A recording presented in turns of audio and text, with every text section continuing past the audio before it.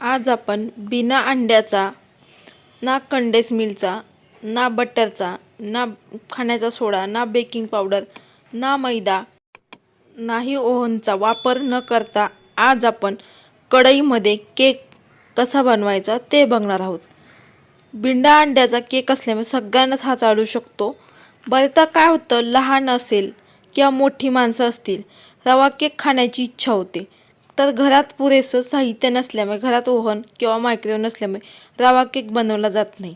तर आज आपण मस्त असा झटपट होणारा, मस्त बघू शकता तुम्ही, जाळी किती छान अशी पडलेली आहे, मऊसूत मस्त असा दाणेदार हा रवा केक बनवून तयार होतो। चला तर मग पटकन रेसिपीला सुरुवात करूयात। तर केक बनवण्यासाठी मी ते काय ड्रायफ्रूट काढून घेतले, काळे मनुके, काजू, पिस्ते, बदाम, चेरी, अक्रोड, मनुके, किसमिस आणि टूटी फ्रुटी। तर इथे मी सर्व साहित्य घेतलेलं आहे। हे तुमच्या आवडीप्रमाणे तुम्ही घेऊ शकता, तुम्हाला कितपत ड्रायफ्रूट कमी जास्त हवेत। तर मी ते साधारण 7-8 काजू, 7-8 बदाम असे घेतलेले आहेत, किसमिस घेतलेले आहेत। सुकामेवा तुमच्या आवडीप्रमाणे तुम्ही घेऊ शकता, तुम्हाला केवढा पाहिजे तेवढा। तर इथे पाहू शकता मी इथे सुकामेवा जो आहे कट करून घेतलेला, अक्रोड, काजू, बदाम कट करून घेतलेले आहेत आणि मनुके, काळे मनुके मी असेच ठेवलेले, ते कट करून आहे। चेरी कट करून घेतली आहे आणि टूटी फ्रुटी ही मी बाजूला ठेवणार आहे। आता हे मनुके जे आहेत आपल्याला या बाउलमध्ये काढून घ्यायचे आहेत। मनुके, पिस्ते, हे सगळे सुकामेवा जो आहे आपल्याला काढून घ्यायचा आहे। फक्त टूटी फ्रुटी जी आहे आपल्याला बाजूला ठेवायची आहे। साधारण हे जे ड्रायफ्रूट घेतलेले आहे 1 कप आहेत हे पूर्ण मिळून, आणि हे मी बाजूला ठेवणार आहे टूटी फ्रुटी। आता आपल्याला हे ड्रायफ्रूट मिक्स करून घ्यायचे आहेत सगळ्यात अगोदर।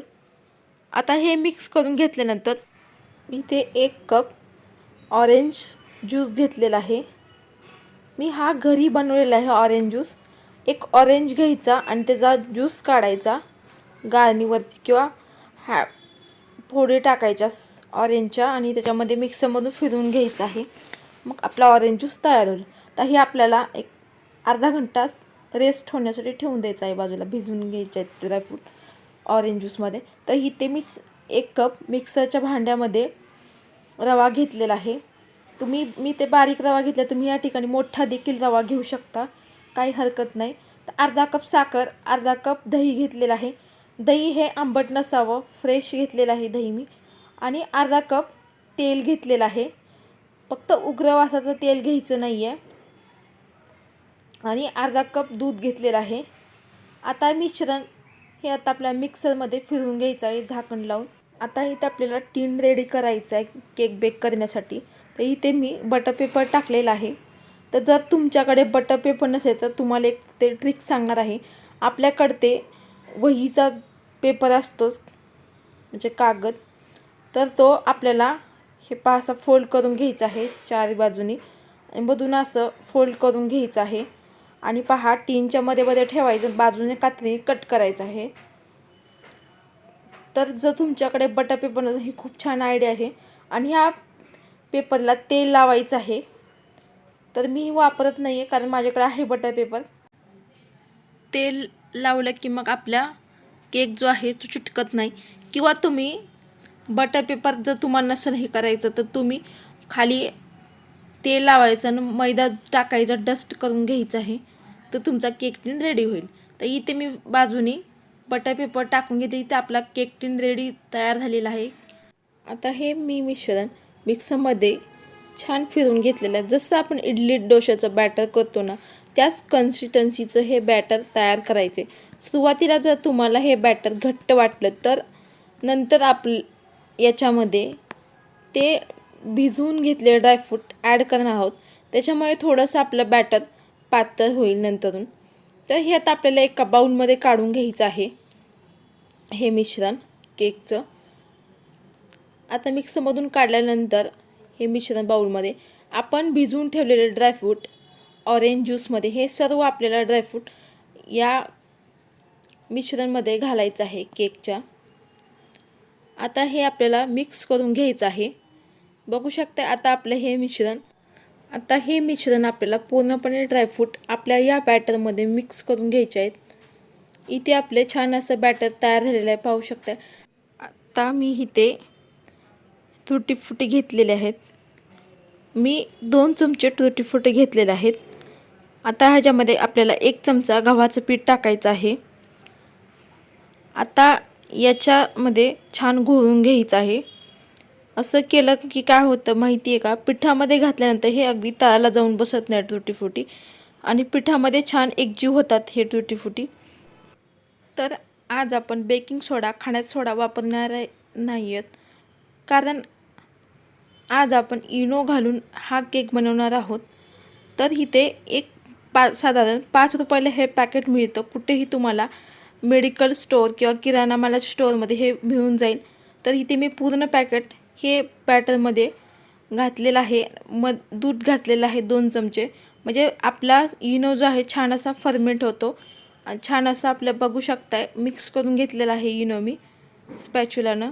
इथे छान असं आपलं बॅटर जे आहे छान फुगलं देखील आहे, पाहू शकताय तुम्ही. आता एक 2 ते 3 मिनिट छान मिक्स करून घ्यायचं आहे इनो फ्रूट घातल्यानंतर. आता आपण केक टीन आधी सर्वात अगोदर रेडी करून घेतलेलं आहे. आता त्याच्यामध्ये हे बॅटर आपल्याला ओतून घ्यायचं आहे. हे पहा, मी ते सगळं असं ओतून घेतलेलं आहे.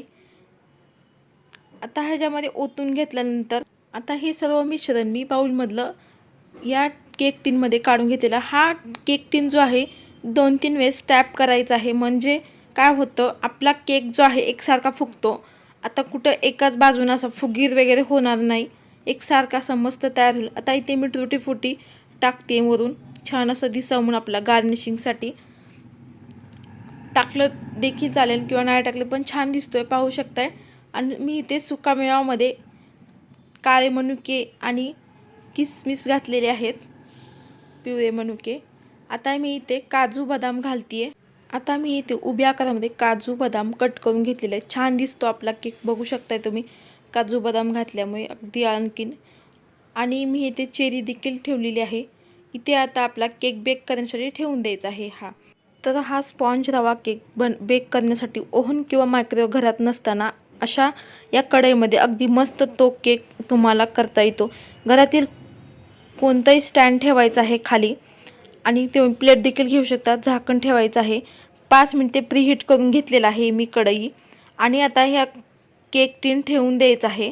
आणि हा केक टीन ठेवून दिल्यानंतर आता आपल्या झाकण लावून तर हा केक आपल्याला 40 ते 45 मिनिट हा केक बेक करून घ्यायचा आहे. आता 40 ते 45 मिनिट झालेले आहेत. तर बघू शकता इथे आपला केक छान फुगलेला देखील आहे. आता कसा ओळखायचा आपला केक बेक झालेला, टूथपिक घ्यायची आणि टूथपिक हा केक घालायचा, कोडे निघले तर छान असा आपला केक जो आहे बेक झालेला आहे. आता हे केक पूर्णपणे थंड करून घ्यायचा आहे. आता हा केक मी साधारण अर्धा घंटा हा पूर्णपणे थंड करून घेतलेला आहे. तर हा एका ताटामध्ये काढून उपडा करायचा आहे उलटा, आणि हा केक अलगदपणे असा पाहू शकता निघलेला आहे छान. कुठं देखील आपल्याला हा केक चिटकलेला नाही आहे. आता हा बाजूने आपल्याला बटर पेपर काढून टाकायचा आहे, साईडनं लावलेला होता तो, आणि मधला देखील हा बटर पेपर काढून टाकायचा आहे. हे बघू शकताय छान असा फुगला देखील आहे, स्पॉन्जी तयार झालेला आहे. आता अलगदपणे हा बटर पेपर काढून टाकायचा आहे. बघू शकताय अजिबात कुठे करपलेला वगैरे अजिबात नाही आहे, मस्त असा झालेला आहे. आता आपण हा केक सर्व करून घेतलेला आहे. बघू शकताय तुम्ही किती मस्त दिसतोय हा केक, स्पॉन्जी असा तयार झालेला आहे केक. तर हा 35 ते 40 मिनिटात छान बेक होतो केक. 100% तुमचा केक तयार झालेला आहे. थोडासा ओलसर जर दिसत असेल तर पुन्हा 5 ते 6 मिनिट झाकण लावून मध्यम आचेवर याला शिजवून घ्यायचं आहे. बघू शकता की स्पॉन्जी तयार झालेला आहे, लक्षात येत असेल. 1 कप रव्यापासून साधारण 600 ते 650 ग्रॅम तुमचा हा रव्याचा केक टुटी फुटी स्पॉन्ज केक तयार झालेला आहे. रंगसुद्धा मस्त आलेला आहे, अजिबात याला पांढरा ठेवायचा नाही, तर तो कच्चा राहू शकतो. थोडा जास्त बेक झाला तरी चालू शकेल. अगदी साध्या सोप्या पद्धतीत, कोणतीही मोठी पूर्वतयारी न करता तर तुम्ही हा केक नक्की करून बघा. तर हा आजचा रव्यापासून बनवलेला सर्वात सोपा साधा असा केक, झटपट होणारा, तुम्हाला केक कसा वाटला कमेंट करून नक्की कळवा. आणखीन तुम्हाला कुठले व्हिडिओ पाहायचे असतील माझ्याकडून तर तुम्हाला कमेंटद्वारे मला नक्की कळवा. मग मी तुमच्यावर ती रेसिपी शेअर करेन.